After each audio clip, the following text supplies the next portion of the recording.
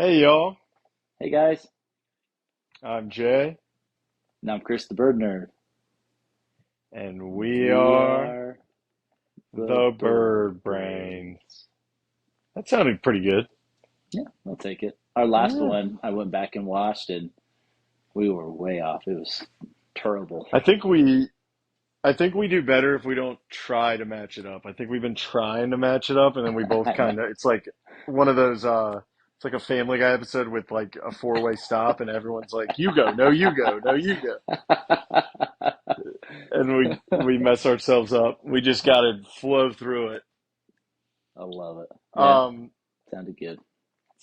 Speaking of last episode and the episode before that, I was just telling Chris this off camera. I was not drunk.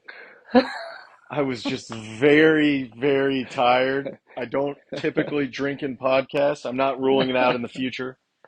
We'll see how things go. But I look back, I watched them too, and I was like, golly, like I am like by the end of the second one we filmed, I don't even know if I remember being there. I was so tired, and we've told everybody before we film these late, but I just want to clarify that I was just very tired. I was not under the influence of anything.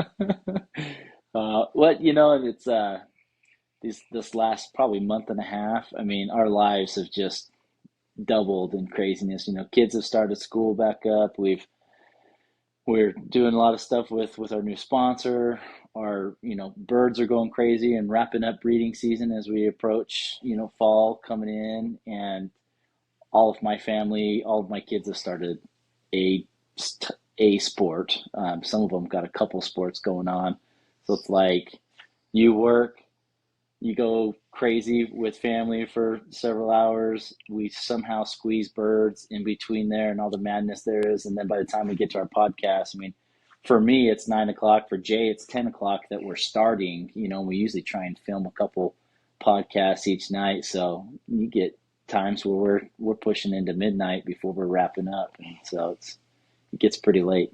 So Yeah, and so bear with us. This is we've both got full-time demanding jobs and then big families and kids and everything. So this is, I mean, like my third job basically that I'm trying to do to yeah. make this podcast happen for y'all. So sorry if I am, out to sea, but I'm There's doing my nothing best. special in that cup that he drinks out of, so just straight water No, there. yeah, water or tea. You've never, yeah, I doing my best. Like I said, I'm not, if we ever do a live podcast, like which comment if you'd like to see that. We've talked about maybe trying to fit one of those in Yeah, I've been sometime in thinking about that lately. Maybe we could hit up the like a nearest future. Saturday morning or midday that hopefully can reach more people. And Saturday, I know we still have tons of crap going on Saturdays, but typically that's a better day, or a Sunday that maybe we could do a live podcast and reach out to you guys. Let us know what you think in the comments down below if you'd want that to happen, and maybe how would you like that to be? Or is it a question and answers type live podcast, or how be it? But yeah, drop some comments down below. Let us know what you guys think. Yeah, and then I might have a cold one for that, Yeah, but yeah. not tonight. Not tonight. I feel like honestly, I think if I had a beer right now, I'd just fall asleep on camera and you'd just be podcasting by yourself, Chris. Like, Jay, hey, Jay, your turn now. Yeah, Hey, it's all right. We'll take it. Well, Jay, yeah. what are we gonna be speaking on tonight with our Bird Brains Um, family? well, with breeding season, like you said, is going on, starting to wind down here. And we get these questions a lot. It's kind of a couple wrapped into one we're going to talk about, but we're going to talk about, um, hen selection, hen health. We're going to talk about nest checks is a big one. Um, Probably I'm guessing we'll talk a little bit about nest selection and just kind of all right, you've got your birds in breeding condition, they're being bred. Now I've got eggs maybe, or I've got chicks, or what can I do with regard to that stuff. So we'll talk about those things. try to share some of our knowledge, and then get in the comments, tell us what we didn't talk about, and maybe we can answer some more questions in the comments too. The Bird Brains Podcast with Chris and Jay. The Bird Brains Podcast with Chris and Jay. The Bird Brains Podcast with Chris and Jay. Bird Brains, Bird Brains. The Bird Brains Podcast with Chris and Jay. The Bird Brains Podcast with Chris and Jay. The Bird Brains Podcast with Chris and Jay. Bird Brains, Bird Brains. All right, Chris. Before we get to the episode, got to plug the sponsor. Yes. New Zealand. They are awesome. We've got a meeting with them coming up here shortly. But we're still working on, we sent them, I don't know what, probably a 100 item list Yeah. of things to get on the website. We're working on getting some of those things on there. Stuff we basically, Chris and I don't know if I've ever asked you this, Chris. I've got like a cabinet with all my bird stuff in it. Do you have like one? Is that what you do too? Yep. I've So got a we cabinet above my sink that I keep most of my stuff in there, and then a little mini fridge if I have medications that need to stay cool or things like that. But yeah. My cabinet's actually in our living room, so you couldn't tell if you were at our house, but there's one. It's like a built-in cabinet that used to be for the TV back in the day, and Nice. so it had like a slider. I removed the slider and then I put in shelves. Now that's the bird cabinet. I've posted it on my Instagram before, but so we opened up the cabinets and basically said like, here's all the stuff we use, which it's way more than I even realized until I've never really Yeah. inventoried it before, Right. and sent that up to New Zealand to get up in Perchville, and then we're working on the Bird Brain specific perch box as well. We've had some people order.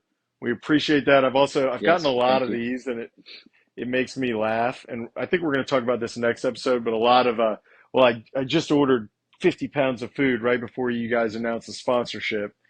And point of fact, you don't want to switch birds straight to a new seed. You want to mix it in and do it over time. So that is not a valid excuse, Charles Cole.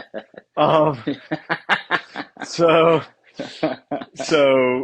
Get in there, use code BirdBrains, 10% off, and they'll ship it right to you. Several great brands. Uh, Pretty much recommend everything they have on their site. There's nothing on the site where I was like, oh. And if there Right. was, I'd tell them to take it off probably. But Right. Yeah. lots of good stuff on there, really good prices. And they don't just have the finch stuff. They have stuff for budgies, all your various parakeets, your big hookbills, Cockatiels, lots of parrots. stuff. Yeah. Hmm. Yep. So Well, give it a and look on and help on us top of out. that, Jay, when you guys use the code BirdBrains, the first several people that order, you'll also get sent some free BirdBrains merchandise on top of your order, so it'll all come together in the same package. But just as a thank you on our ends to you guys and for the support that you give to us and to New Zealand, and so yeah, be those first 20 people that order and get an additional present or surprise coming with your order. So Yeah, think of it this way. It's basically a free order, right? If you're getting yeah, merch, you might as well you get some free seed and you pay for the t-shirt or whatever you get, right? I exactly. like surprises. It's fun. Um, okay, let's talk about this stuff. I guess, do we just start with nest checks? That's probably the number Yeah, one question we I, get. I think so. Yeah, I think you kind of teed it up right, Jay. The birds are in breeding condition. They're breeding. You've got eggs showing up in the nest. Can you do a nest check or can you not? So that's the loaded question. And I think it's a loaded question because it's a yes and a no. Depends on your species of birds that you have. Some are more tolerant, others are not so much. Hmm. And you have to know your birds, do your homework, understand that specific pair or type of bird. I have some of the same species that are nest check tolerant, and others that aren't. So you also have to know and understand your birds, and sometimes, unfortunately, that's through trial or error. But even my birds that allow nest checks, I try to minimize that. It's really a quick check. Are my chicks healthy? Are they doing okay?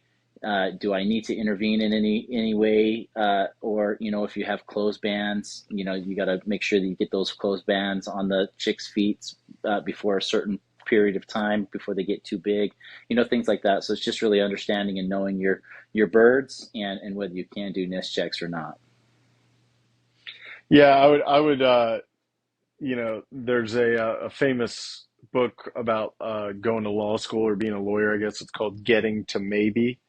Yeah. This episode is a big fat maybe, right? So, uh, there's some bird stuff where I can say like definitely like, all right, do not give birds avocado. Like it's Yeah. poisonous. That's a definite no. There's definite yes things, right? Like birds need fresh water. Yes, right? Like doesn't matter what bird you tell me, whether you're keeping an ostrich or a finch, water is a yes. I don't know why I keep going back to ostriches. But maybe I should just get an ostrich. But It's in the book. It's in the future. yeah, so um, nest checks are a maybe, and I'd say there. You kind of talked about it, Chris. There's a few key things. So species, and so well, I'll list them out first. Species, the pair themselves, the type of nest box or basket or whatever that you Yep. have, and the experience of the birds, I think Yeah. probably all really play in. So start with species. So some species, like the best example that I always give is like starfinches. Starfinches, you might have a species that maybe lets you, but as a general rule, starfinches do not like nest checks. One nest check, they can abandon their babies. So Yep. that's why it's really rare. I don't think I've ever seen. Have you ever seen a closed-banded starfinch? No. Yeah, and Nope. that's why. I have one that I guess it's an aluminum band. It's not a closed band. So no. Yeah, that's why. It's because you got to do a nest check, and really more than that to Yeah. close band a And finch. one approach that I've taken to that, Jay, I have several starfinches, and I struggled this year with my starfinches feeding their chicks. That was kind of a unique challenge this year. I had awesome fertility. They incubated and sat on those eggs like champs, and then they would hatch, and then they legit just wouldn't feed the babies. They didn't toss them. They didn't like try to throw them out or anything. And they'd still sit on them and keep them warm. They just wouldn't feed them, and so kind of had to look at some different approaches there this year. Some of it worked, some of it didn't. I think I just had some really young females that were first time parents this year, so I'm hoping maybe that's what it is, and then we're gonna have to push it to next year. But I did get some more stars out to the perch, thankfully, these last couple of weeks, which is great. But Nice. um, yeah, but so one approach that I've taken, Jay, with my more sensitive species, your starfinches, my Amadina finches, shaft-tail finches can sometimes be in that pretty strong maybe. I think that's dependent on the pairs. Your Goulians, one approach that I've taken, so most of my nests are the square nest boxes. I do have a few smaller ones for some of my smaller wax bills and whatnot, but when I'm feeding them in the mornings, I know that they either have chicks or eggs in the nest. One thing that I do is if I know that the nest is empty, then I take that moment and check them. I never push them off the nest. So if I see a head inside the nest box hole, I won't approach the nest. I won't go near it. I don't want to scare them out of the nest. And it seems to have worked pretty good for me in most scenarios that if they're already out, and it's usually when I've given egg food, so both parents are out, they're eating egg food real quick, it's in the morning, I'll do a quick peek in the nest, and it doesn't scare them, it doesn't bother them. I have their nests on the opposite end of my food trays, so I'm not invading their privacy in any way, and that seems to have helped. I've had better success there. I have had times like with my shaft tails that I've pushed the female off or the male and they've abandoned, right? Or my stars. And so I've taken that. That's kind of a different approach that I've tried these last 2 years, and it seems to have worked really well. So that's something that you could try to look at if you've got more sensitive species with nest checks, because I do think it's important, and I try to track and monitor and see the health of the nest. Um, but I feel like there's a good time to do it and a time that you shouldn't. And if they're in sitting on the nest, leave it alone, wait till the next day, or come back a few hours later. And if you by chance see that they're both off and out, you can hurry and quickly do a check. But Yeah, and that's kind of so I would say one as I've gotten more experience as a finch keeper, I do less nest checks. yeah, Um, Especially I try to avoid and people are gonna say, I've seen on your Instagram you have brand new baby birds on camera in your hand. You'll notice there's three species that you'll see me do that with: societies, uh-huh. zebras, and Gouldians. I have one pair of Gouldians that you'll see in all my pictures of a Gouldian with babies. It's the same male. He is super tame, and he doesn't even, if I open up the nest box, he doesn't flee. And Yeah, I knew he was super tame because he also doesn't flee from me in the aviary. I can feed him out of my hand. nice. So I don't know why he's not hand fed. He just isn't afraid of me, which I don't, who knows? Maybe he's dumb. I don't know. But so, and then as a general rule, if you really want to do nest checks, generally societies, because they're completely human created, they're pretty tolerant of nest checks, and Yeah, zebras pretty tolerant of nest checks. That being said, one a day max, and that's yeah, still way more than you need. yeah, And I what I was getting to is for most species, I just don't do any. I try to do one right around 5 days after she's done laying, and that's a fertility check. And and you can see on my Instagram, best money I've ever spent. They're in my Amazon store. It's like a $20 pen light with an LED on the end that's really bright. So you don't have to open up the nest or dump the eggs out in your hand and hold them over a light or whatever. I just stick the light right in, touch each egg. You can you can check them for fertility right then. Whole process takes maybe 20 seconds, yeah, and then you're out of there. Um, so I try to do that, and then I'll try to go. So you got 13 days, right? So day day one is the end of laying, start of incubation. 13 days is going to hatch. I try to check day like 15, 16 on the species I know I can check. The rest I don't check, and I use my ear. right. I will do that. You can listen, and especially starting about what day 7, the chicks make noise, and as you get more used to it, more experience, I can hear the noise and know what species it is. Yep. Um, and then there's some species like spice finches we've talked about that the babies will attack you if you try to nest check them. So yeah, I guess if somebody asked me and I could only give like a one sentence reply, like, what about nest checks? My answer would be like, just don't do them. If you're gonna do them or you feel like you have to do them, try to do them on species that will let you, Yeah, like your zebras. Otherwise, as few and far between as you can.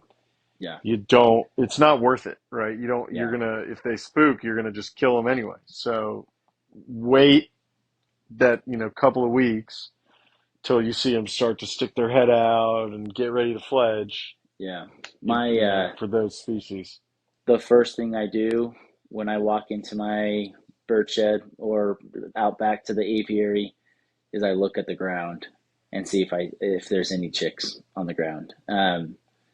More times than not, majority of your birds, if something's wrong, they'll toss the chicks, or if the chicks have died in the nest, then they'll try and dispose of them and pull them out. For the most part, sometimes they don't.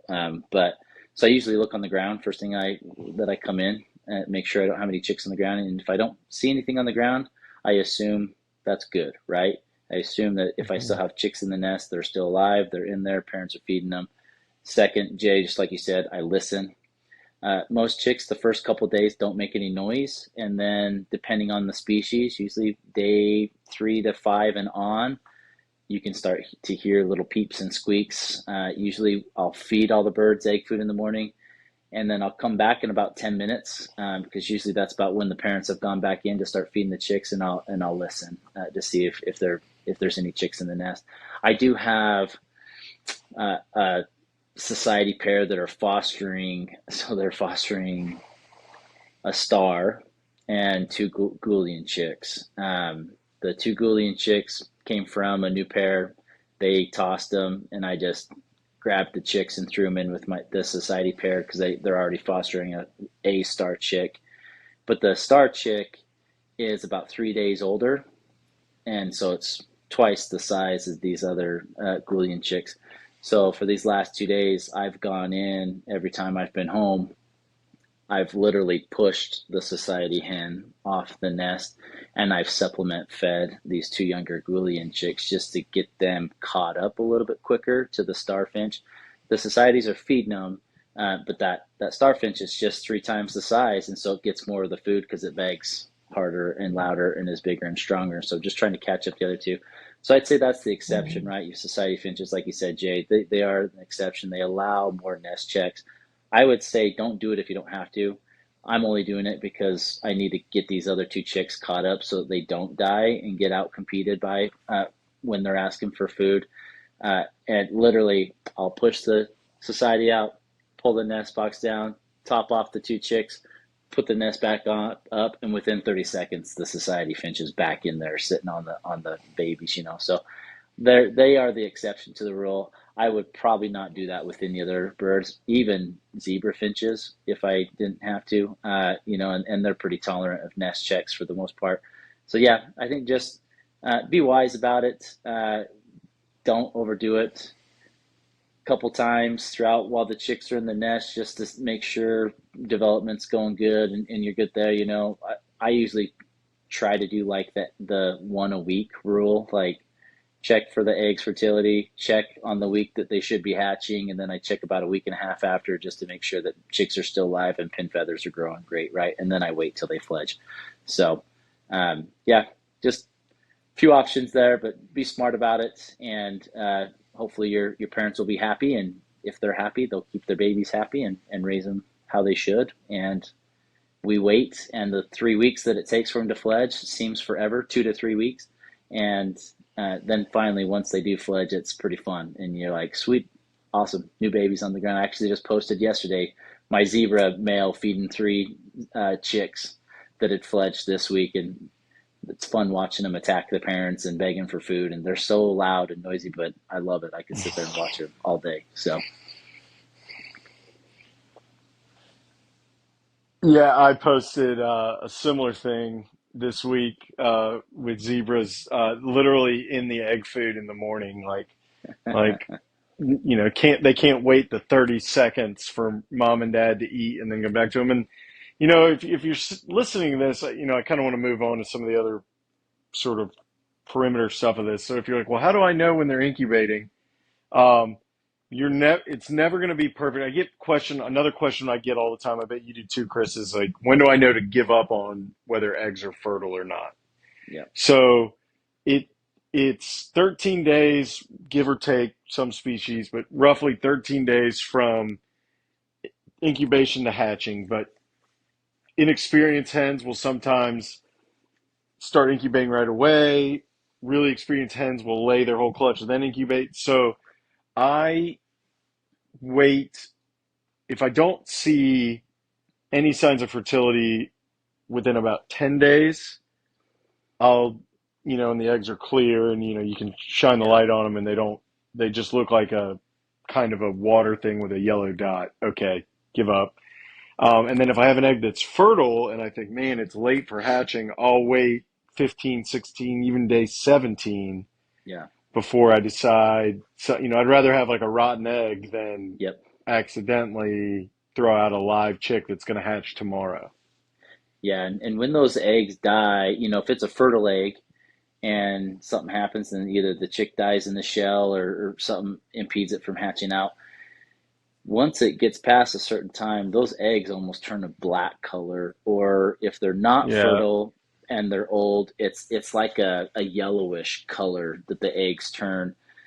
So usually when I check the nest, Jay, I'll candle the eggs, and if they're whether they're fertile or not, I have a 5 day rule. So it's always 5 days from the day that I check the nest, because within 5 days, any development should see, and it should be far enough that you can see it with the flashlight on any species.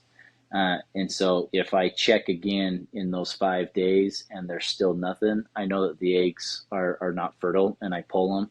But like you said, if they are fertile, I will wait longer because of that fear. And it's happened before. We've covered it in previous videos that we've Mhm. pulled eggs out that we thought were dead, and there was a live chick in there, and then we had to dispose of it because we already ruined it, So yeah, so I definitely wait longer if I know that the eggs were fertile at some point, just to rule out any late hatching. And some other hints that birds are incubating, by the way, it's like so bent tail feathers because they've been Yep. sitting in the nest, especially on your longer tailed species like your parrot finches or your shaft tails and stuff. You'll notice the end of their Yeah. tail feathers will be curled back because they're just spending so much time in there. If you have a bird that seems like it's missing a lot, and you're like, man, Yeah. I haven't seen my hen shaft tail. Oh, there she is. I didn't see her all day today. That's because she's Yep. sitting. Yeah. um, which is good. And as you get more experience with breeding and deeper into it, especially even the individual pairs, as they get more experience, they will get better at this stuff and they'll be more tolerant of other things. But think about it, if you're already like a new parent, you're trying to figure this out, you got all these crazy instincts telling you what to do.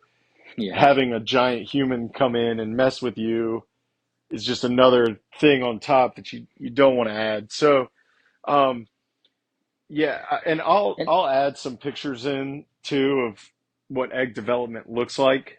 yeah. The first thing you see are like those little veins, and then you'll see like kind of a purple thing, and then when they're close to hatching, you'll see like almost dark purple, Yeah.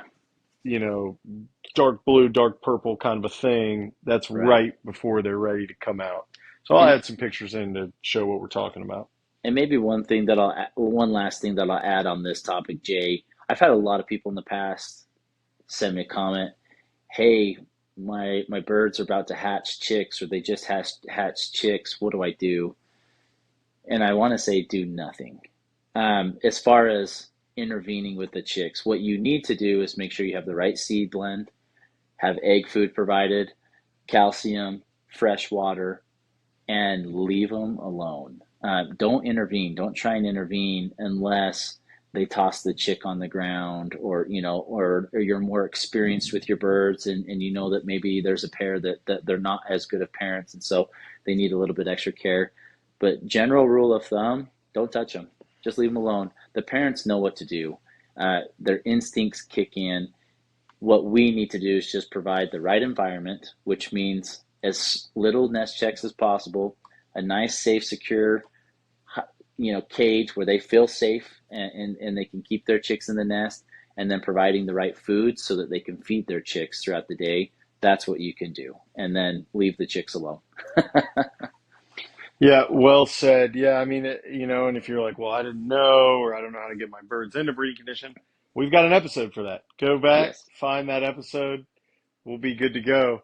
for But yeah, sure. Episode 41. So, less, yeah, I think that's right. Yeah, less is more. yeah. So, um, you know, know your birds, do your homework, provide them with the best environment, and then let them figure it out. And I just also want to remind everybody, it might take them a few clutches to figure it out. You're going to Yeah. lose chicks for all kinds of crazy reasons. I still lose chicks. Yep. They just aren't all supposed to survive. If somebody tells me they have 100% hatch rate, 100% fledge rate, they're lying. Right. There's just no way. The wild survival rate to sexual maturity is like 5%. Yeah. The chick mortality rates are super high. So if you're getting chicks to the perch, like you're doing a good job. Don't let it get to your head so much. It takes them, they have the instincts, they know what to do, but sometimes it takes them like with your stars, right? The nuances of like, okay, I know how to do it, but now what? Sometimes it takes them Yeah, a little while for that all to click. right. It, if that's an idea that's tough for you, you don't have to breed birds, right? You don't have to. If you are going to breed, accept that you are going to lose some chicks. If you're providing the best stuff for your birds, you're doing your homework. If you're doing it right, I don't lose sleep over that because I'm making new birds. My birds are healthy and happy. Nature is not Yeah, kind, doesn't have empathy or sympathy, yeah. just is how it is. Well, and I think too, Jay, again, do your homework. Go back and rewatch all of our breeding podcast episodes or species highlights. We talk about those ups and downs, right? This year, I had more downs than ups with my starfinches, and most of my pairs are new. Most of my females are newer, 1 to 2 year old females that have never bred before, and we're going through a learning curve. Now that we're towards the end of the year, clutches 2 or 3 are proving to be better, right? Because now they're getting a little bit more experience and understanding what to do more. But didn't have as good of a year as I hoped to, but I'm hoping come next year with a year under their belts, we can have a better turnout or outcome next year. And so it's just understanding some of those circumstances as well can help you. My canaries did terrible this year because I botched their their molting process this last winter, and they weren't ready to breed, and they didn't. Right, I got one chick this year out of like 6 pairs of canaries, and it was terrible. And so lesson learned. I'm going to do things very different this coming winter, so that come next year I will hopefully have better success with my canaries and some better breeding results. So, understanding that as well, that there are some things that we can do, or there are other circumstances that play into whether chicks survive or not. So don't just say I never checked the nest and all my chicks died. There could be other reasons out there as to why maybe those chicks didn't survive, but it's up to us to learn from that and make sure that we're always trying to provide the right environment every time when possible to give those chicks the best chance to survive and the parents the best chance to feed them and keep them alive. Yeah, always improving, always doing our homework, always trying to make it just that much bit better for the next go round. Um, I know we didn't talk a ton about nest boxes or some of the other things we said we were going to talk about. We're running out of time on this one. Um, Maybe we'll try to do a whole episode on that in the future. If you Yeah. got questions about this stuff that we didn't cover, but we were kind of close, or you wanted some clarity, you know where to go. Go in the Yes. comments, ask us. We respond. Chris and I both respond on both podcasts. We really respond to every comment. So Yeah. if you have questions, if you have longer questions or more questions or a question about something else, Chris, where can they find you? Yeah, PM me on Instagram. That's usually the best platform that I can respond the quickest to you. Instagram, and it's birdnerd4. I've actually had quite a few people and quite a few new people, Jay, reaching out these last few weeks with some bird Me questions too. and whatnot. So super excited about that. So keep that coming. And then also Facebook and YouTube is Bird Nerd. All the same logo, just the difference with Instagram, you have the 4 on the end. So yeah, please keep reaching out. Love the communication. Love chatting with you guys, answering questions. I look forward to it throughout the day when I see a Instagram notification pop up of someone wants to message you or reply to something. It's a nice little breakaway from life that I when I get to go answer those questions. So appreciate it and keep them coming, guys. How about you, Jay? How can they get Yeah, a hold of you? I'm shocked to hear that you have Instagram notifications on still. Make him pay for that, y'all. Jump in those DMs. Yeah, I've That's had the those only turned thing I off have for a while. notifications on. Yeah, that's crazy to me. I've had those turned off for years. I'm on Instagram as well, the Javiary, or the underscore Javiary on everything. That's JAYVIARY. I'm on Instagram, YouTube, obviously. I'm on Facebook. I'm on Reddit. I'm on Threads, which sucks. I think that's everything. So And if you can't find Chris and you can find me or vice versa, we can get you in touch. We're always, Yes. every once in a while I'll get somebody to DM me, hey, do you have any bork? So I don't have a bork right now. Call Chris or whatever. So we're figuring all that out. Huge thank you to New Zealand. Yes. Use code BirdBrains, 10% off. Huge thank you to y'all. We couldn't do this without the listener, you, or the watcher, or whatever you're called. I know it's a podcast, but we film it, so I don't know. It's But both. yeah, we love it. We appreciate y'all, and we'll catch y'all on the next one. See you guys.